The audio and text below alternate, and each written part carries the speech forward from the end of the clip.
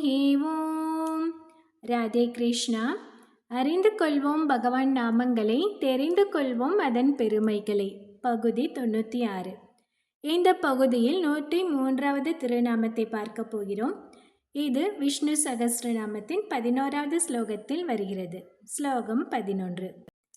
அஜஸ் சர்வேஸ்வர சித்தஸ் சித்தே சர்வாதிரட்சிதக விருஷா கபிரமேயாத்மா சர்வயோக வினிஸ்ருதக. நாமம் 103. ஓம் அமேயாத்மனே நமக. அளவற்ற கருணை கொண்டவர் என்பது இதன் பொருள். இதை பற்றி பராசர மகரிஷி என்ன சொல்கிறார் என்று பார்க்கலாம். பிரகலாதனின் கதை நம் அனைவருக்குமே தெரியும். நானே கடவுள் என்று கூறிக்கொண்டிருந்தான் இரணியன் என்னும் அசுரன். அவனது மகனான பிரகலாதன் சிறந்த விஷ்ணு பக்தனாக விளங்கினான். எப்போதும் நாராயண நாமத்தையே உச்சரித்து கொண்டிருந்தான். நீ நாராயணனை வணங்காதே, என்னை தான் வணங்க வேண்டும், இரண்யாய நமக என்று சொல் என்று எச்சரித்தான் இரணியன். அதை மறுத்த பிரகலாதனை பல முறை கொல்ல முயன்றான் இரணியன். ஆனால் ஒவ்வொரு முறையும் திருமால் பிரகலாதனை காத்தார்.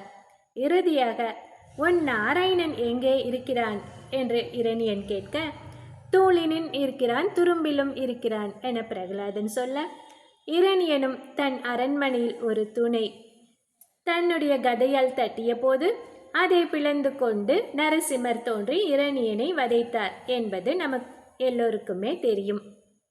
ஆனால் பராசர மகரிஷி விஷ்ணு புராணத்தில் இந்த கதையை கொஞ்சம் வித்தியாசமாக வர்ணித்துள்ளார்.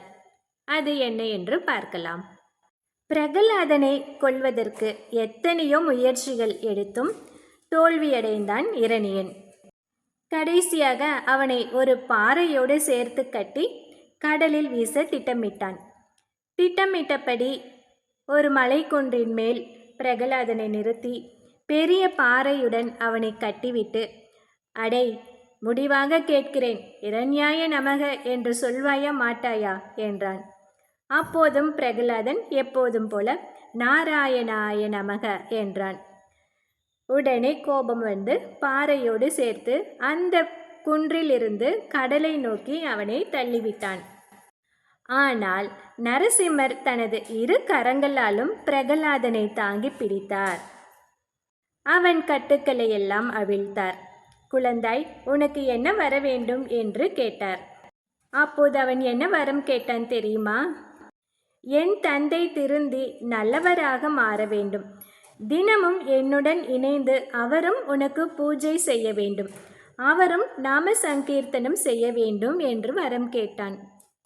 அப்போது தந்தையின் பாசம் பிரகலாதனுக்கு முக்கியம் என்று கருதினார் நரசிம்மர். ஆனால் இரணியனை திருத்தி அவனை ஒரு பக்தனாக உருவாக்க வேண்டும் என்பது நடக்காத காரியம். அதே சமயம் பிரகலாதன் கேட்ட வரத்தையும் மறுக்க நரசிம்மருக்கு மனம் வரவில்லை. அதனால் நரசிம்மர் ஒரு லீலை செய்தார். தானே இரணியனைப் போல வடிவம் எடுத்துக்கொண்டு பிரகலாதனிடம் வந்தார். தன்னை இறைவன் என்று காட்டிக்கொள்ளாமல் மனம் மாறிய இரணியனாகவே, அதாவது அவனுடைய தந்தையாகவே அவனிடம் காட்டிக்கொண்டார். தந்தையின் அன்பை முழுவதுமாக அவன் மேல் பொழிந்தார். தினமும் அவனுடன் இணைந்து திருமாலுக்கு பூஜை, நாம சங்கீர்த்தனம் அனைத்தும் செய்து அவனைப் போலவே பக்தனாக வாழ்ந்து அவனை மகிழ்வித்தார். இது இப்படி இருக்க, அங்கே என்ன ஆனது? நிஜ இரணியனின் அட்டூழியங்கள் நாளுக்கு நாள் அதிகரிக்கவே தூணை பிளந்து கொண்டு நரசிம்மராக தோன்றி அந்த இரணியனை வதம் செய்தார். இப்படி திருமாலே பிரகலாதனை மகிழ்விக்க இரணியனாகவும் இரணியனை வதைக்க நரசிம்மராகவும் இரு அவதாரங்கள் எடுத்தார் என்று விஷ்ணு புராணத்தில் பராசர மகரிஷி மறைமுகமாக வர்ணித்துள்ளார். அழகு அழகு. பிரகலாதனை மகிழ்விக்கும் பொருட்டு நரசிம்மராக மட்டுமல்ல, இரணியனாக கூட திருமால் அவதாரம் செய்தார் என்பதை நோக்குகையில் தன் அடியவர்கள் மேல் அவர் எவ்வளவு அன்பு கொண்டிருக்கிறார் என்பதை உணர முடிகிறது.